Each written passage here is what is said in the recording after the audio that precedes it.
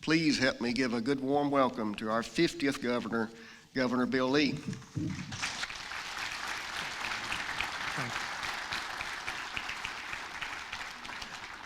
Thank you, brother. I appreciate that introduction and y'all's warm welcome to me when I walked in the door. I'm very grateful for that. And early in the morning, gosh, yelling out early in the morning, that's whoever that was, thank you.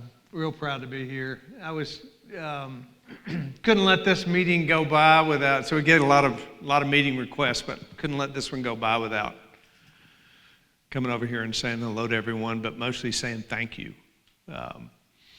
I was talking to Maria this morning, and I said, I remember when I first was thinking about running for governor, I went and met with leadership at Farm Bureau before I'd ever really made that decision, but was just contemplating it. And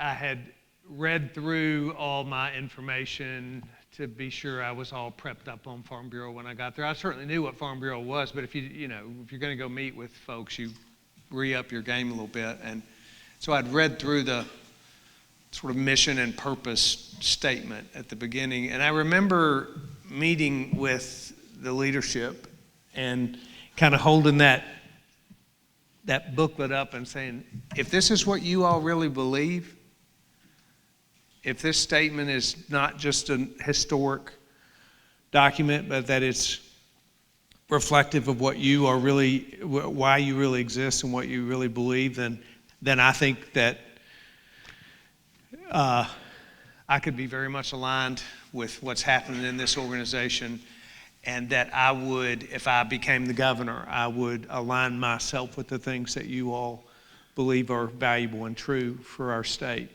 It's been an enormous honor and opportunity to work together with Farm Bureau as we advocate for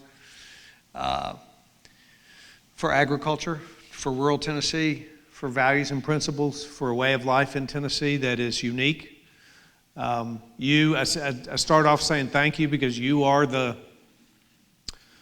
leadership in your individual county for this organization. You advocate for and represent and bring to voice the important issues that matter to farmers and rural citizens in our community, and frankly, urban, and we're all in this together. But I'm grateful for what you do. And I'm actually very excited about what's happening in our state in many ways, but particularly that there has been a renewed focus on rural Tennessee. We just had what we call our annual Rural Opportunity Summit, where we bring together county mayors from every distressed and at-risk county. When I came into office, I issued Executive Order number 1 that required every Department of State Government to give me a strategic plan to tell me how they were going to positively impact our rural and distressed counties. 5 years, 6, 7 years ago, 2 or 3 years before I ever ran for office, I went to every county mayor of every distressed county in the state of Tennessee and sat down with them and said, tell me what it's like in a rural, economically distressed community. This is something that I have long thought was important, and now here we are 4 years in, and we're making progress. 15 distressed counties when I came in, 10 today. Agriculture is incredibly connected to our rural economy. You all know that. I do too. Ag is the biggest component of the economy in the state of Tennessee. Ag drives the economy of the state of Tennessee. And you should also be very proud of the fact that our economy in the state of Tennessee right now, according to the Wall Street Journal, is the fastest growing economy of any state in America.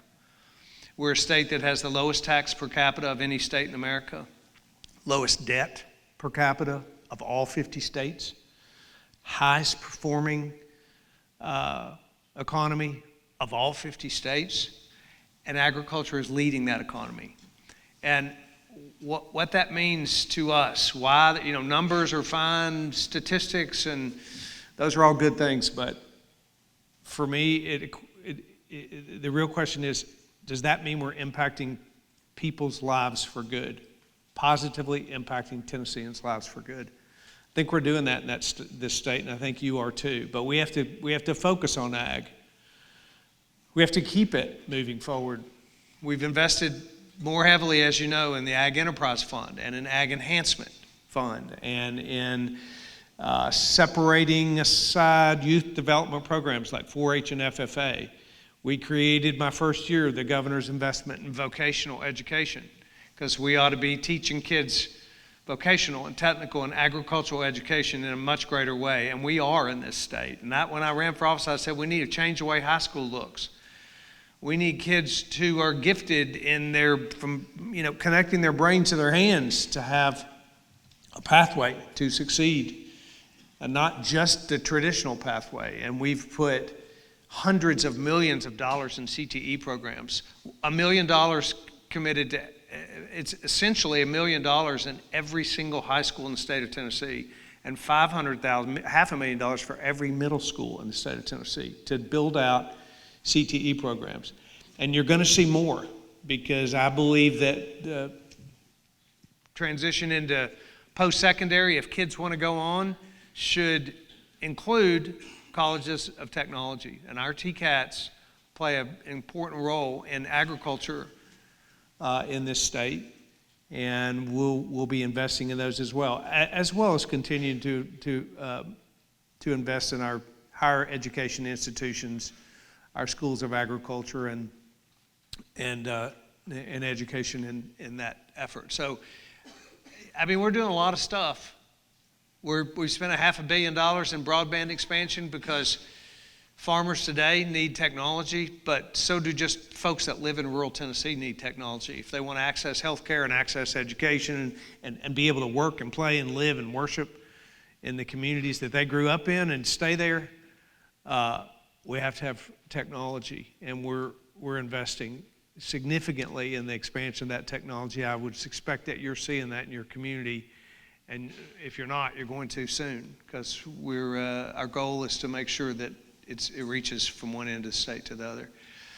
I could go on and on about what we've done and what we hope to do. I will just say I am incredibly honored. It's the highest honor I have to serve as your governor, and very grateful to the people of Tennessee to give me the opportunity for Maria and for me to continue to do this. And I pray for wisdom and discernment to make the right decisions and to do the things that will, in fact, positively impact every Tennessean going forward. That's what my heart is, and that's what my desire is.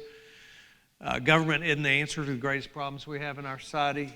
The people are. You are a very important part of that people, and that's why when we partner, we actually can enhance the lives of people that live all around us and love our neighbors as ourselves. That's part of what your mission is. It's part of where my heart is in serving. But we have a lot of work to do. We are in a really good spot in this state, and economically, certainly, we're in a good spot. Last year in State of the State, I said, when I ran for office, I said people want a good job and a good school for their kid in a safe neighborhood. That's what matters for most. That's what matters for most people. They live in a safe community. They go to a good school. They have a way to make a living for their family. When the economy is in the place it is now, opportunity rises for every Tennessean. That's my goal. Just to give people an opportunity to access that best life that they want to have. And again, government doesn't do that, but we have a role to play there. People should live in a safe environment, and they should feel like they do. And everybody doesn't yet in our state. Everybody doesn't have access to that opportunity. Everybody doesn't quite live in a safe community. Crime is a huge problem in this country. But law enforcement is an incredibly important part of making sure that we counteract that crime in our communities, and our investments in law enforcement. I could go on about that for a while. I believe very strongly that is something that we should continue to invest in. And And everybody doesn't yet have that access to the kind of education that you and I think is most important for our kids. But we are working really hard to change the way it is in this state so that they will have access to it.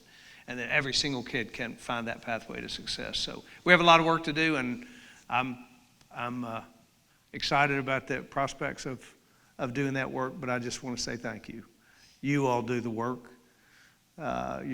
You allow me to be in this spot to work together with you and the hundreds of thousands of people that you represent, that you advocate for, and that you make sure we're passing the right kind of legislation, that you make sure the right things are happening to advocate for them. But thank you for doing that. And finally, I'll close with this. If I can, without getting too emotional, but a lot of y'all in this room that I'm friends with and know and have gotten to know over the time, you've reached out and encouraged me and Maria and prayed for her in the midst of her struggles right now with cancer. And I just want to say thank you for that. It is, we're not unlike anybody else who goes through some kind of a struggle. Many of you in this room probably cancer survivors or had your own tragedies, or you're walking through them right now. And we know that God's a redeemer and that he takes every circumstance in our lives and he uses them in ways that we can't imagine. We know that, but also you still got to walk through those circumstances, and we're in that one right now. And it's difficult, but I'm grateful for your encouragement and your prayers and your support, and it means a lot to me and to Maria as we walk through this. So I want to say thank you. She's in the middle of treatment, and she's a tough lady, and she's making her way through it. So I wanted to give you that update because I know I just have heard from a lot of you about her. So thank you very much for that. Again, thanks for what you do. You're a part of the most important economy. You're the most important part of the economy. That happens to be the most powerfully moving economy in all of America. That happens to reside in the best state in all of America. You're part of that. And your presence here and your work together to make sure that we continue to move that forward is a very important thing to do. So what you're doing is changing people's lives who live in the communities around you, and you ought to be commended for that. Highest honor, as I said, to serve you, and I'm very grateful. Thank you very much.